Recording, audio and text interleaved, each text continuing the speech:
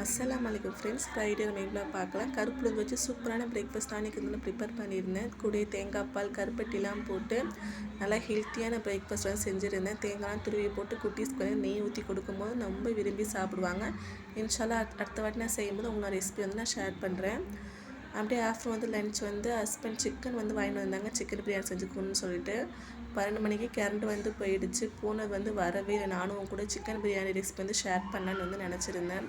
Current இல்லாததுனால நானே வந்து எல்லாமே தாளித்து விட்டுட்டேன். இன்ஷால்லா அடுத்த வாட்டி வந்து சிக்கன் பிரியாணி ரெசிபி வந்து நான் ஷேர் பண்ணுறேன் டீட்டெயிலாக. கூடயே வந்து முட்டை வந்து பாயில் பண்ணிவிட்டு ரைத்தா வந்து ப்ரிப்பேர் பண்ணி வச்சுருந்தேன். தம் எல்லாமே ஓப்பன் பண்ணும்போது தான் கரண்ட் வந்து வந்துருந்துச்சு. குட்டீஸ் எல்லாமே ஹஸ்பண்ட் கூட போய் தொழுதுட்டு வீட்டுக்கு வந்துட்டாங்க.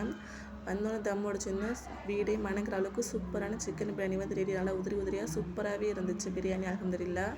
உங்களுக்கும் இந்த மாதிரி டேஸ்டியான ஹெல்த்தியான ரெசிபி வேணும்னு நினச்சிங்கன்னா நம்ம சேனலை மறக்காமல் லைக் அண்ட் சப்ஸ்கிரைப் பண்ணிக்கோங்க. அடுத்த மையத்தோட பார்க்கலாம். பாய்.